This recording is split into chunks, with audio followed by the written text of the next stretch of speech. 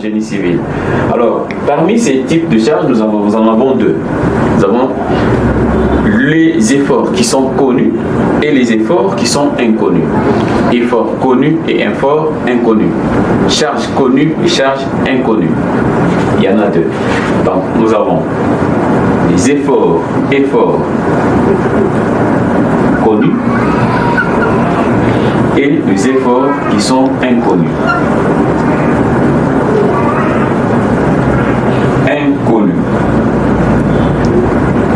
Nous en avons deux. Les efforts connus, il s'agit de quel effort? Effort inconnu, il s'agit de quel effort? Donc là, il faut bien comprendre, faire la différence, parce que c'est avec des petites différences comme ça que le cours, la suite du cours pourrait nous paraître difficile. Or, ce sont des petites choses qu'il faut suivre dès le début. Alors, on nous dit, on retrouve les efforts, modélisons les actions du poids propre des éléments, les actions climatiques, neige, vent, houle, et les actions d'exploitation. Là, ce sont des actions connues. Donc, ce sont des forces qui sont préalablement connues. Et plus loin, on nous dit, ces actions sont données par le cahier des charges d'utilisation du bâtiment. Ces charges ici, les efforts connus, sont donnés par le cahier des charges d'utilisation du bâtiment ou de la structure que vous voulez calculer. Donc, les efforts connus sont des efforts tels que le poids propre de l'élément. Je veux calculer par exemple une poutre. La charge de cette poutre est une charge qui sera connue. C'est une charge qui sera connue parce que ça sera calculé et vous posez sur votre solide, vous posez sur votre système, dans votre système. Alors, vous avez aussi des charges telles que les actions climatiques. Les actions climatiques sont aussi des charges qui sont connues. Les charges qui sont connues. Là, nous faisons allusion au vent. Lorsque vous avez une structure et vous avez une pression du vent qui agit comme ça, cette charge est une charge connue. C'est une charge connue. Vous avez la neige, et là, cette charge est une charge connue. Donc ce sont en fait des charges qu'on peut calculer et on les pose sur notre système. Vous avez les houles par exemple, houles qui sont aussi des charges connues. Vous savez, lorsqu'on calcule la structure, on fait d'abord l'inventaire de toutes les charges.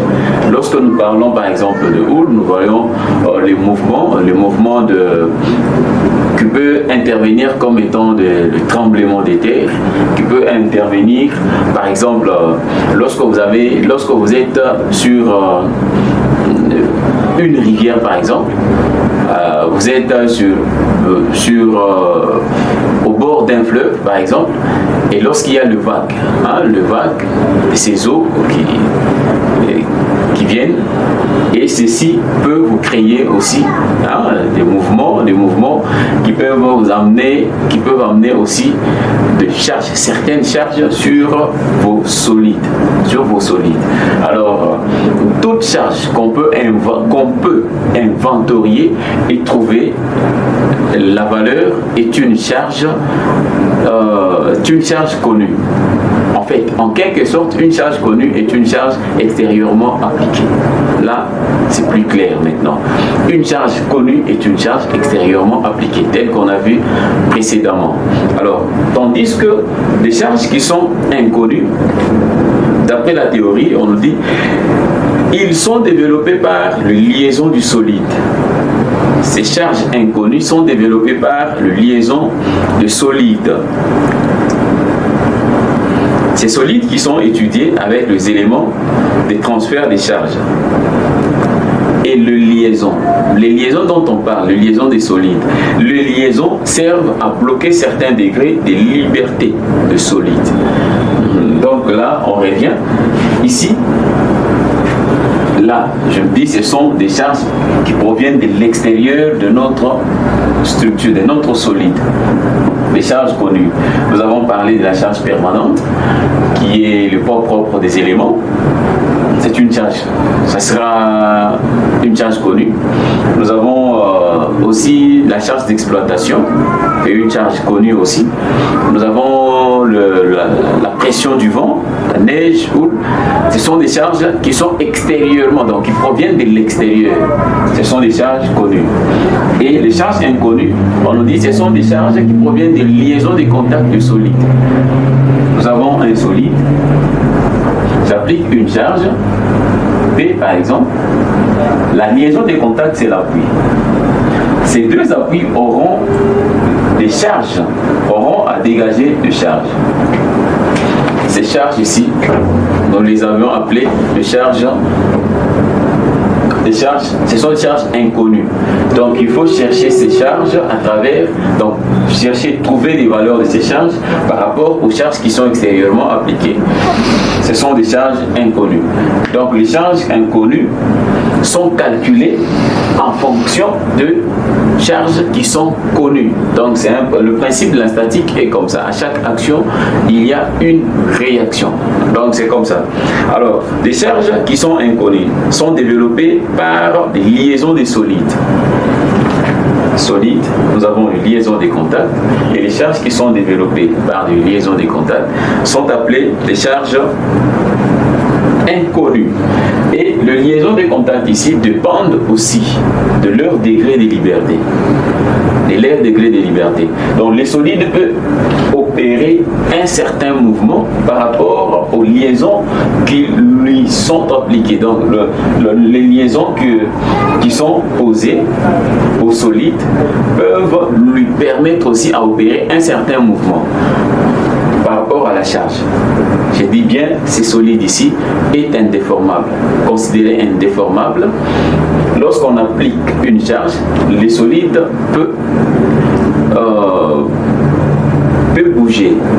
Les solides peuvent bouger. Donc l'état de repos de ces solides sera modifié. Et lorsqu'il y aura les actions de contact, les mouvements du solide dépendra de ces actions de contact. Les mouvements du solide dépendra du degré de liberté de chaque élément, de chaque appui, de chaque contact de liaison. Donc je crois qu'on va essayer de développer encore beaucoup plus pour bien comprendre le degré de liberté. C'est quoi en fait? Alors, ces actions, il y en a aussi plusieurs types. Et on peut citer quelques-uns, les actions de liaison, bien sûr, les appuis que nous appelons les appuis. Alors, le principal liaison du génie civil sont.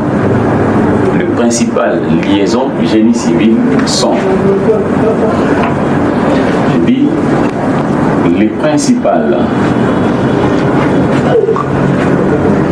liaisons. Principale liaison du génie civil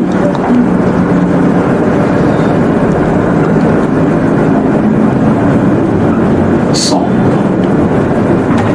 Nous avons l'appui simple.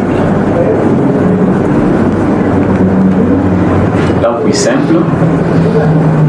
Nous avons l'appui élastique.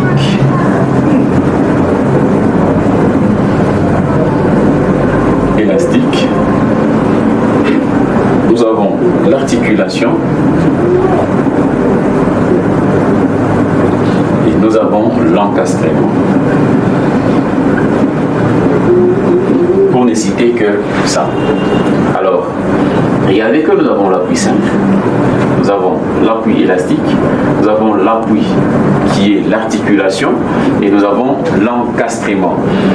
Alors, par rapport au degré de liberté, nous avons un appui qui est un appui simple. L'appui simple qui bloque juste un degré de liberté. Un degré de liberté, une inconnue de liaison. Cet appui est représenté comme ça. Ça, c'est l'appui simple. Vous allez voir. Cet appui est représenté comme ça.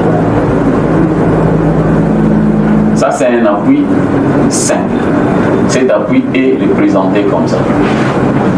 Et cet appui, on nous dit, cet appui a la possibilité de résister verticalement, tel que l'appui est posé, mais horizontalement, il y aura un mouvement. Donc, il y aura un mouvement qui va se créer. Donc, nous avons tout simplement un degré de liberté ici. L'appui permet un déplacement horizontal. Bien sûr, on dit l'appui va permettre un déplacement dans les sens perpendiculaires à la réaction. Voilà, à la réaction.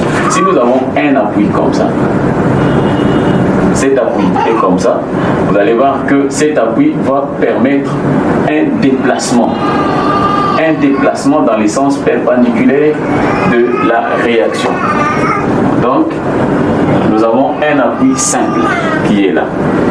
Alors, ça s'appelle ça appui simple, appui mobile, appui glissant, ça s'appelle comme ça. Il y a des noms pour cet appui. Alors, je crois que c'est très bien compris. Mais je souhaite maintenant qu'on aille appui par appui. On va le faire un peu plus rapidement, comme ça, on va passer. Nous avons l'appui simple. Nous avons l'appui simple. Donc, c'est 3, 2, 1. Le point 3, 2, 1. Appui simple ou mobile. Voilà. On nous dit l'appui simple bloque la translation dans la direction de l'appui. Cet appui simple bloque la translation dans la direction de l'appui et il permet une translation delta X dans la direction perpendiculaire et une rotation oméga autour de l'axe perpendiculaire au plan de la liaison. Là, c'est très bien dit parce que je viens de l'expliquer. Je répète encore, l'appui simple bloque la translation dans la direction de l'appui. Il bloque la translation dans la direction de l'appui. La translation, c'est le déplacement. C'est un déplacement. Et il permet une translation delta X dans la direction perpendiculaire à une rotation. Donc, dans la direction perpendiculaire, bien sûr, et une rotation delta ou une rotation oméga autour de l'axe perpendiculaire au plan de la liaison. Regardez comment je représente, comment je modélise ceci. Nous avons l'axe de Y, nous avons l'axe des X et nous avons l'axe de Z. Dans ces systèmes d'axes, nous avons les vecteurs unitaires I, nous avons le vecteur unitaire J et le vecteur unitaire K. Ok. Alors, là, nous sommes à l'origine O. Nous avons aussi un moment. Nous avons un moment qui est là. Ça, c'est un moment rotation. Un moment ou une rotation, en fait. Une rotation. Alors, nous avons aussi une translation. Ce sont les éléments qui entrent en combinaison, bien sûr, pour schématiser notre appui. Ça, c'est l'essence générale des éléments qui existent. Nous avons aussi une translation par rapport à X. Alors, par rapport à tout ce qu'on a représenté ici, une liaison, je dis bien, une liaison est capable de résister à un déplacement delta. Une liaison est capable de résister à un effort dans la direction des X, à un effort dans la direction de Y, un effort dans la direction Z et aussi une rotation. Là, ce sont les caractéristiques des appuis. Et maintenant, nous avons un appui simple ou un appui mobile. Alors, quelles sont les combinaisons qui vont entrer pour ce type d'appui? Alors, ici, nous sommes là. Je représente ici en deux dimensions. Nous avons l'axe des X, l'axe des Y. Et cet appui est représenté comme ça. Voilà, c'est un appui glissant, un appui mobile. Et cet appui a la possibilité de résister à une réaction verticale. C'est une inconnue qui lui donne une inconnue. Une inconnue. Voilà. Alors, nous avons aussi